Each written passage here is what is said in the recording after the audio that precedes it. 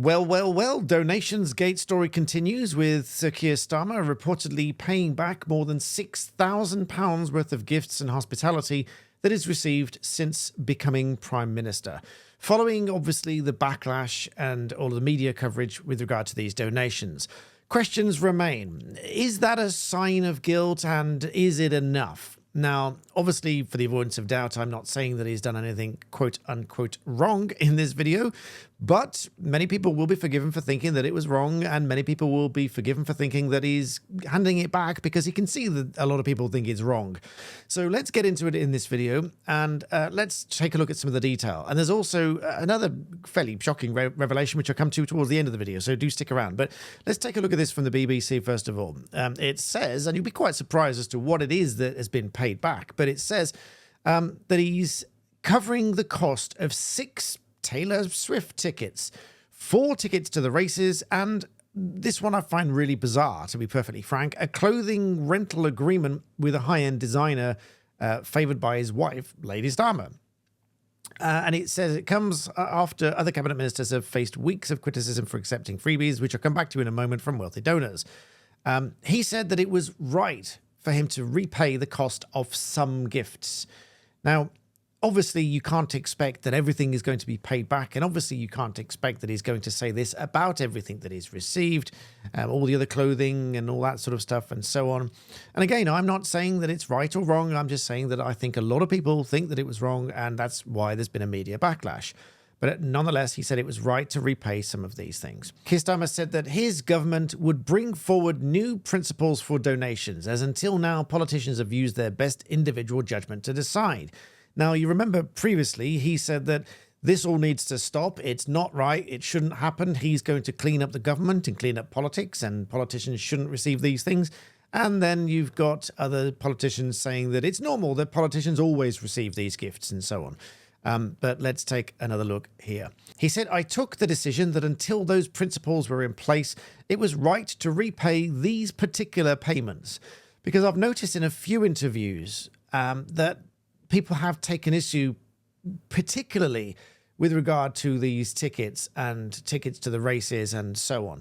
The clothing rental agreement I find a little bit odd, because if someone is in the position where they can afford to rent their own clothing for an event, why would they not do so instead of taking the donation? I think it does raise a lot of questions here. So I agree. I think it is right to return some of those.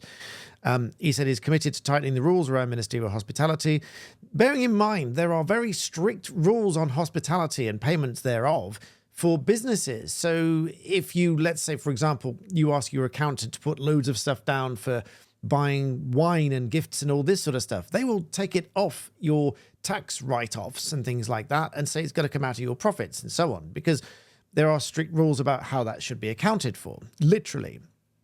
And so to have different rules because one is in a ministerial office, I think does beg a lot of questions. Spokesperson said that the ministerial code will be updated and include a new set of principles on gifts and hospitality, commissioned by Sir Keir Starmer, but reiterates that MPs are allowed to accept gifts from donors but have to declare these on a register of MPs' interests. And the media storm over donations has dogged his government since Labour won the landslide general election, etc., etc. Now, there is a more detailed breakdown on those costs and even the clothing rental agreement, but I'm going to get to those in a minute. But in the interests of transparency, you know that I work with partners on my channel here, and my partner today is NordVPN, because I often recommend things to you that I personally use myself, and I would strongly recommend that you use.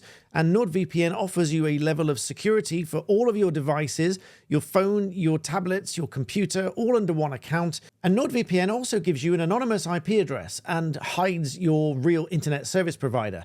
It also keeps 0 logs of what you visit online, and it alerts you to malicious websites, malicious downloads, and it will also scour the dark web for bits of information about you that you don't want to fall into the wrong hands, and that will flag up under its threat protection system.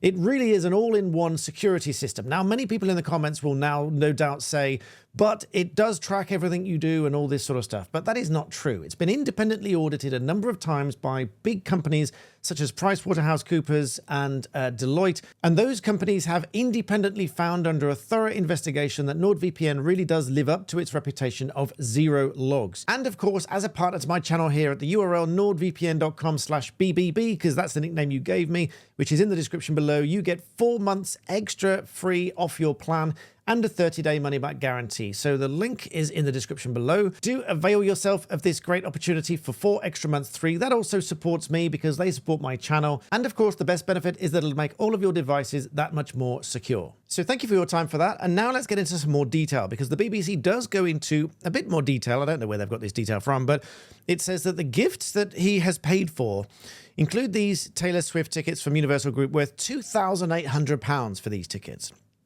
2 from the Football Association at $598, and 4 to Doncaster races from Arena Racing at £1,939. And also £839 for clothing rental with Edelyn Lee, a designer recently worn by his wife to the London Fashion Week, etc. Now, whether or not it's right to have accepted those donations is one of personal opinion. I will reserve my personal opinion, but you are entitled to yours. And clearly, Sir Keir Starmer has decided that with the media backlash, that these he's going to repay. In his declaration of interest, the BBC goes on, he says that he remains a paid season ticket holder at Arsenal, which I understand that he'd paid for himself. But he says, given security advice, the club said that it would find seats for his son and him in the director's box wherever practicable. Now, this has led some people to say, yes, but Rishi Sunak has been pictured in the stands. And I believe that was at St Mary's Stadium. Maybe someone will correct me in the comments. But that's not to say that it's wrong that he should have a box to be more secure and so on. Obviously, and I hate to say it like this, but obviously, if there is a backlash against him in terms of his reputation, then it may be more secure that he's in a box of some sort. That's just a very practical observation there. So let's say if somebody very important, such as our Prime Minister, is hitting the headlines for lots of different reasons, it may well be much more secure to be in a box than to be in the stands. That's just a practical observation. And quite rightly, he said that security concerns and police protection meant that he cannot watch the games from the stands at the Emirates Stadium in London. And then the BBC goes on to say that in Wednesday's announcement of yesterday, for those that are watching in the future, did not explain why he accepted those donations in the first place, and questioned why other senior party members had not paid back their gifts of hospitality. And the latest declarations for Conservative MPs show their bidding at the party's leadership accepted tens of thousands of pounds worth of donations. And then goes on Tom Tugendhat declaring more than 152,000, followed by Robert Jenrick receiving 134,000, and the remaining 2 contenders, James Cleverly and Kemi Badenoch, receiving 89 and 40,000 pounds respectively. So this is not exactly a one-off incident. Lots of them are doing it. Lots of you will be quite right to be annoyed at this and will be very justified in thinking that these shouldn't happen and they should be paid back. And perhaps Keir Starmer was right in the first place in saying that these things shouldn't happen.